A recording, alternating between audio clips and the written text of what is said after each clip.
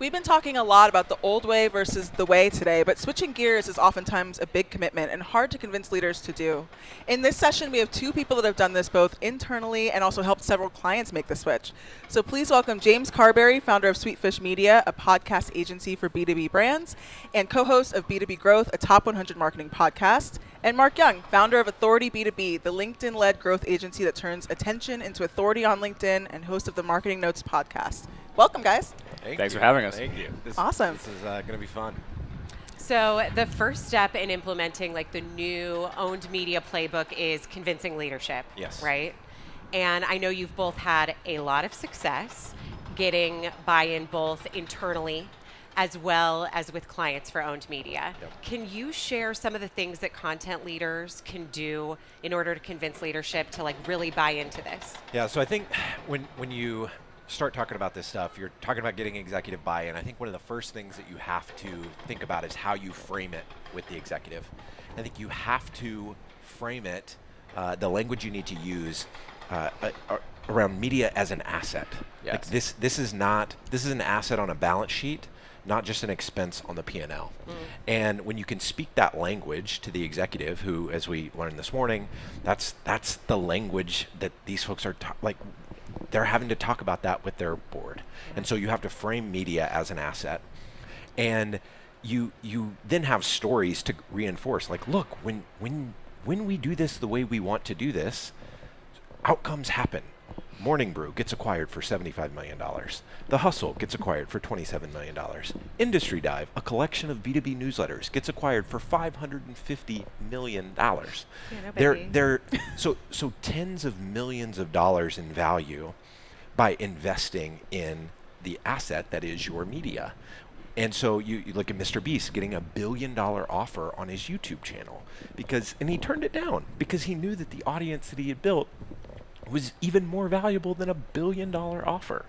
And so when you do owned media the right way, you're effectively building your market's favorite corner of the internet. And when you build an entire market's favorite corner of the internet, that becomes a very valuable asset. Other companies, non-competitors, will also want to reach that audience. They'll want to pay you to sponsor content that you're doing. So now the marketing that you're creating is allowing other companies to do marketing and pay for it. Yes. So you're effectively building this advertising platform that cash flows independent of the revenue that it generates for your business.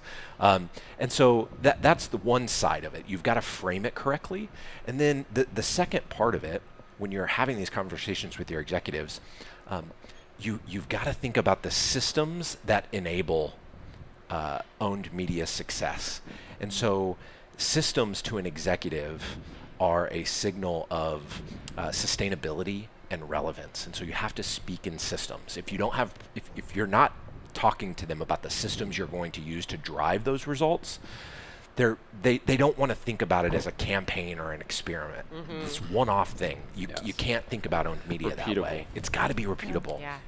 And so the systems that we talk about at Sweetfish, the first one is audience first.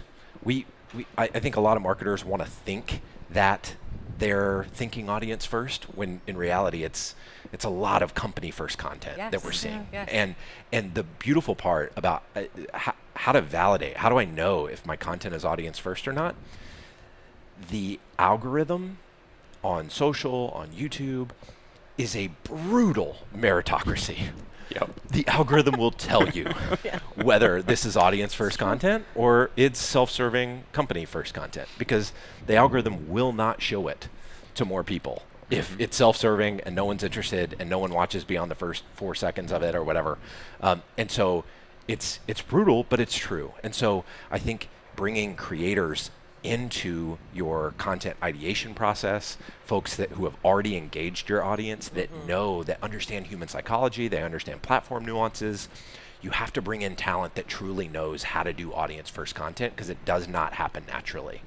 I think the second system that you have to be thinking through and talking to your executives about is personality led. We all know Dave Gerhardt, we all know Chris Walker, we know Jess Cook, because they leaned into their personality. Yes. And it almost feels silly to include it here because everyone at this event knows this, right? I mean, Morgan Ingram, Sangram, all these folks here, like they have great personalities. They're charismatic. They're great communicators. They work for companies or started companies that have strong points of view. And so when you have a great point of view that actually resonates with a personality that can communicate that point of view, it is a recipe to do great owned media, because the human, the personality is going to be what connects with the audience and what makes that sticky. Yeah. The third system, then the last system that I'll talk about here, kind of wraps both of those together. It's audience first and it's personality led. And it's a format that I don't see a lot of people doing now, but funny enough, it looks like we're on a Sports Center set right now. Yeah. ESPN has been doing this Game day. for decades. Right. And it's co-hosted commentary. Yeah. We are up here, we're co-hosting this experience, We are. and we're giving our commentary on stuff that we know people are already talking about, right? And so the magic of co-hosted commentary, and where I see a lot of individual kind of influencers, they're so reliant on their points of view that they end up just saying the same things over and over and over again. But when co-hosted commentary is the format that your episodic show is following, it's not reliant on coming up with a new POV every 3 months. Yeah. You can have consistent POVs, but now the game is, let's curate what is our market already talking about. What's the tweet that went viral? What's the LinkedIn post that popped off? What's the newsletter that everyone in our industry reads? What did they send last week? Let's take that. Do we have any thoughts on it? Any insights we can add? And let's weave in our point of view into the topic that people are already talking about. Beautiful. And so it's personality led because it's co-hosted. It's audience first because we know our audience is already engaged with this idea, and the internet tells us that. It validates it. Social, YouTube, like we know already, okay, this is an interesting concept. Now we produce content around it. We weave our 2 cents into it. And because it's relevant and it's audience first, social platforms, YouTube are going to give distribution to that content. Yeah. And you're actually going to be able to build an audience and build something that can add tens of millions of dollars to your company's valuation. Which your leadership is going to care about. Yes, exactly. Now they're listening. And so speak in systems and start talking about media for what it is. It's an asset. Right. Not just an expense on your P&L. What are your Yeah, thoughts? what are your thoughts? You've done this at 3 different companies. Yeah, and my goal here is to give you a really tactical rundown of the exact 3-step playbook that I've used to go from 0 in budget to millions in budget to build media. And this is the foundation now that myself and my partner Daniel Murray are building Authority B2B on with LinkedIn, because collectively there's close to 1.4 million marketers and go-to-market leaders that sort of follow us in the media pages. This is the tried and true playbook from 0 to how we've done it. And it's 3 simple steps. Step number 1, and again, bear with me, the names are weird. You need to be the remora godfather, okay? Stay with me. The remora, if you don't know, is a type of fish that latches onto sharks, does no work, and gets to benefit from all their hard work. The analogy here is you need to find a media company or an asset that reaches your ideal profiles, that exists already, and latch onto their existing distribution. That's step 1. Smart.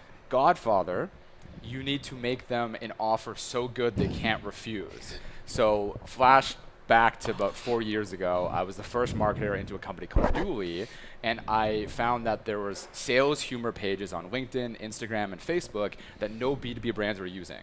They were reaching hundreds of millions of people every year. No B2B brand would touch them. So I cold emailed these founders and I created some content I thought that their audience would enjoy. And I said, hey, I will give you half of the lifetime ARR for anything that closes if you'd be willing to post this one thing. I think your audience would enjoy it. This was me cold emailing Daniel Disney, who runs the daily sales. He agreed. We struck up a friendship. He posted it. We reached 150,000 people that afternoon. That same week, we increased our web traffic by 3,000%. Wild. The pandemic hit. And we said, hey, companies are doing webinars, virtual content, but no one's standing out. Let's create a hot sauce sales show of go-to-market leaders. And the content was so good that he was willing to be our live streaming partner for that show. We reached 250,000 go-to-market leaders in the first 60 days. We had Udi, the CMO of Gong at the time, come on, and he announced their Gong Super Bowl commercial results with us, a no-name early startup, because we had distribution and we had something interesting. So Remora Godfather, very, very easy, undeniable offer.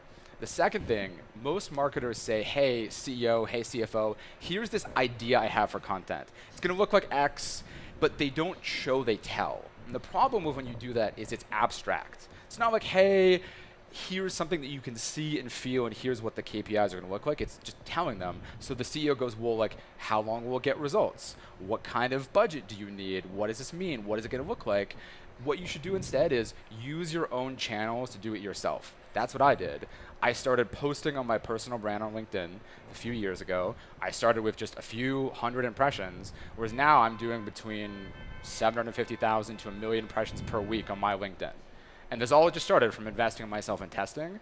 When you do that and you show your CEO qualified pipeline that closed, we had deals that one call closed from Instagram memes, from LinkedIn posts, from people just seeing because we could hit the social and emotional pains. Your CEO goes, how can I invest more in this? So it's not a conversation about, hey, how do I get budget? It's, hey, you've already driven results in this space by doing it. So you've made it not from like having to push it on them, but you're pulling them in because you've shown them, not told. The last part is the most, I think, fundamentally simple concept that a lot of marketers forget. You're a marketer. You don't need a ton of budget. You need an iPhone, creativity, and consistency. So really what you can do is fund your own media by building a cash flow asset. So look at Duolingo. They have a taco truck that does $700,000 in ARR. It's so brilliant. $700,000. What can you do as a marketer? Host a dinner, do something to bring that cash back. So again, 3 steps, Remora Godfather, show results yourself, and then fund it in that cycle, and that's the flywheel that grows. Amazing. And if No they're not notes. bought in, and if they're not bought in at that point, go to another company. Yeah, exactly. Good. Well, thank you both for joining us. I just learned a ton. So thank you. It was great chatting Thanks with for you. having us. Awesome. This was fun.